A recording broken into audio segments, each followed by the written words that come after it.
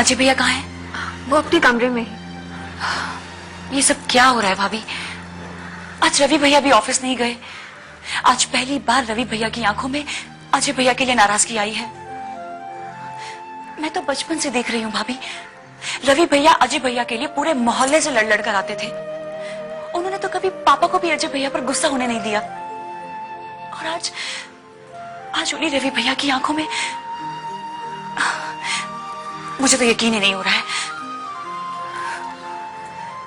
तारा, ये कोई झगड़ा नहीं है, बस एक गलतफहमी है।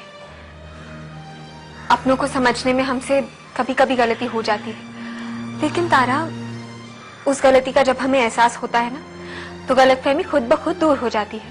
तुम चिंता मत करो, जब रवि भैया का गुस्सा उतरेगा तो सब ठीक हो जाएगा। नहीं भाभी, आप रवि भैया को नहीं जानती। वैसे तो अपना हर कदम सोच समझ कर उठाते हैं और किसी की बात पर तब तक यकीन नहीं करते जब तक कि उनको खुद की तसल्ली नहीं हो जाती। लेकिन उनके दिमाग में अगर कोई बात बैठ जाए तो उस गलतफहमी को निकालना बहुत मुश्किल है। तारा, जिन्हें हम चाहते हैं उन्हें हम पर नाराज होने का पूरा पूरा हक होता है ना। और रिश्तों में गलतफहमी की कोई जगह नहीं होती। तुम अपनी भाभी पे विश्वास करती हो ना, तो सब ठीक हो जाएगा। मैं रवि भैया से बात करूंगी ना तारा। भाभी, ये माहौल कब ठीक होगा? मुझे ऐसे माहौल में सांस लेने की आदत नहीं है। तारा, तुम क्यों फिक्र करती हो? रवि भैया और अजय ऐसे भाई नहीं हैं जो ज्यादा दिन तक एक दूसरे से नाराज रह सके। अब तुम उन दोनों के बारे में सोचना छोड़ो। मुझे बताओ, तुम्हारे वो दोस्त, तुम उनसे आज मिलने नहीं गई? नहीं भाभी, मेरा कहीं जाने का कोई मूड नहीं कर रहा है। कुणाल का फोन आया था, लेकिन मैंने उससे बात नहीं की। तारा, गलतफहमी होने के बाद अपनों से नाराजगी खत्म कर।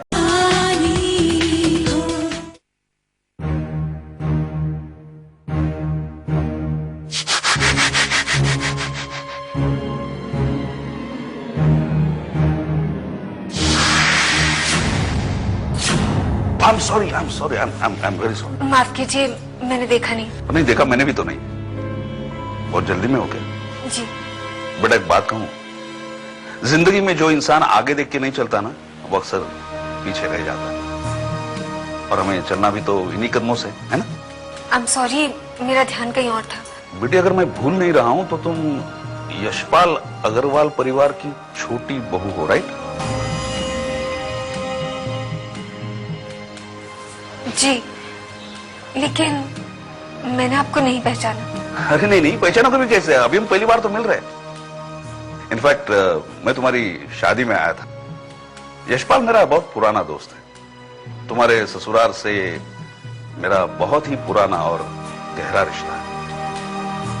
घर में सब कुशल मंगल? जी, सब ठीक है। सबको मेरा प्रणाम बोल देना। I am sorry again. Bye.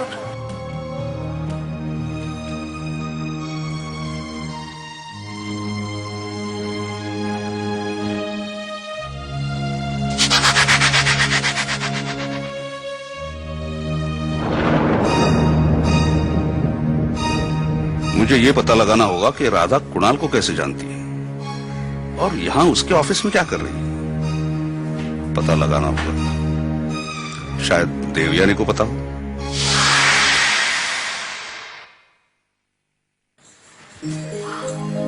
Ritu, तू? संजू, कैसी है तू? अच्छी हूँ, लेकिन इस वक्त से तेरा मतलब क्या है? अभी तो सिर्फ 10 ही बजे और रोज बजते हैं। नहीं, मैंने तो बस यूं ही। संजू, क्या हो गया तुझे? मुझसे पहली बार मिल रही है क्या? नहीं, मेरा मतलब था कि मतलब सब छोड़। तू मुझे ये बता कि तेरे हस्बैंड कहाँ है? मुझे उनसे बात करनी है अर्जुन। क्यों? मतलब किस बारे में? हो गई ना सस्पिशियस? हे भगवान, इस भारतीय नारी का कुछ नहीं हो सकता। जहाँ किसी खूबसूरत नारी ने पति के बारे में पूछ लिया तो मासूम पत्नी तो घिर गई शक के घेरे में। That's ridiculous. अरे रितु, तुम तो बुरा मान गई। मैं तो बस यूं ही पूछ रही थी। संजू, एक बात बता, शादी के बाद पति अपनी बीवी को हनीमून पर लेके जाते हैं, पर ये कैसा पति है जिसने तुझे घर पे बिठा के रखा हुआ है? तू तो बहुत अनरोमांटिक है, ये तो मैं पहले से जानती हूँ, पर मैंने सुना है कि एनआरआईज बहुत रोमांटिक होते हैं।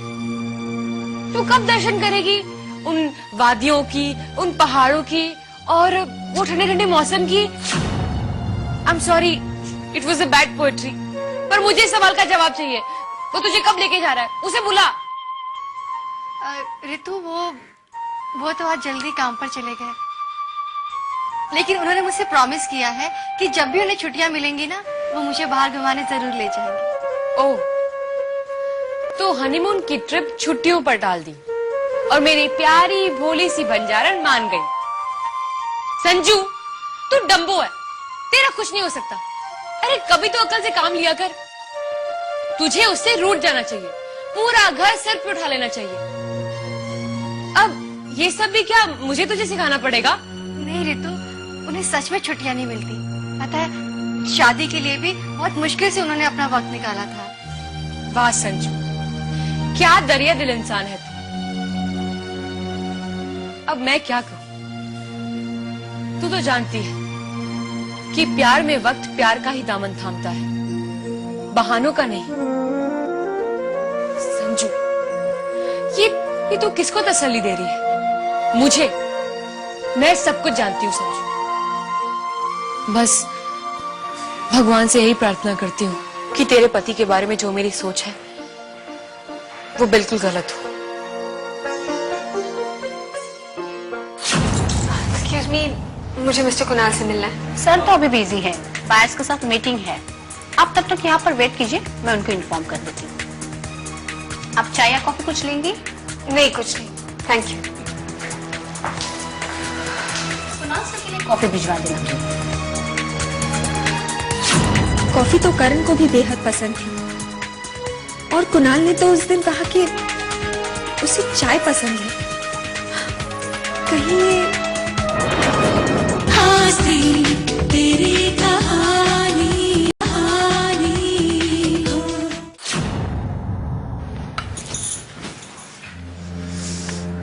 अरे बुआ जी, आइए ना।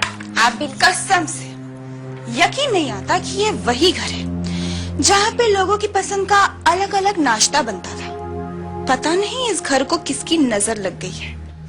वैसे ये पहली बार हो रहा है कि लोग अपना अपना नाश्ता लेकर अपने कमरे में बैठकर खा गए।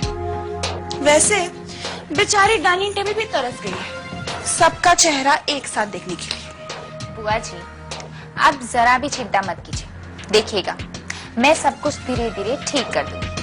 आप तो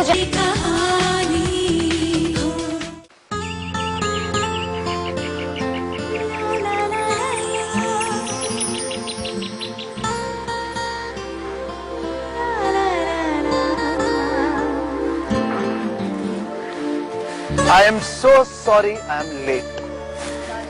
तुम्हें पता है मैं कब से वेट कर रही हूँ तुम्हारा। I'm sorry. Actually ऑफिस में बहुत ज्यादा काम आ गया और हाँ, वो जो तुम्हारे बड़े भाभी के पापा के जो दोस्त थे ना, जिनके बारे में तुमने बताया था, उन्हें मैंने काम पे रख लिया। खुश? अच्छा किया, थैंक यू। क्या बात है तारा, तुम कुछ परेशान सी लग रही है, क्या वो? कुणाल, आजकल पता नहीं घर में क्या हो रहा है। रवि भैया और अजय भैया के बीच आज पहली बार झगड़ा हुआ है। बचपन से लेके आज तक ऐसा कभी नहीं हुआ कि उन दोनों के बीच में कहा सुनी हुई हो। इनफैक्ट मेरे दोनों भाई एक दूसरे के लिए पूरी दुनिया से लड़कर आते थे। उन दोनों के बीच में बहुत अच्छा। ये एक एनआरआई है और इसे खत्म करने के चक्कर में हमसे अगर जरा सा भी गलत कदम उठ गया तो पूरे शहर में नहीं, पूरे देश में हंगामा हो जाएगा। इसलिए हमें हर एक कदम बहुत सोच समझकर, फूंक फूंक कर उठाना है देवराज। मैं तुम्हें बता दूं, इसे खत्म करने के लिए मैंने बहुत ही सॉलिड प्लान बना लिया। आखिर मैं भी तो सुनूं कि तुम्हारा प्लान क्या है?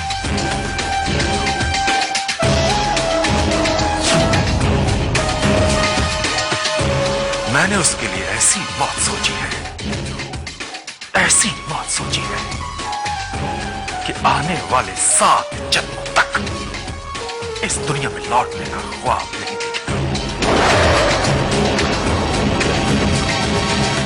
उसकी मौत की उल्टी गिनती शुरू हो चुकी है। मैंने घड़ी में चाबी भर दी है, बस धमाके का इंतजार है। जस्ट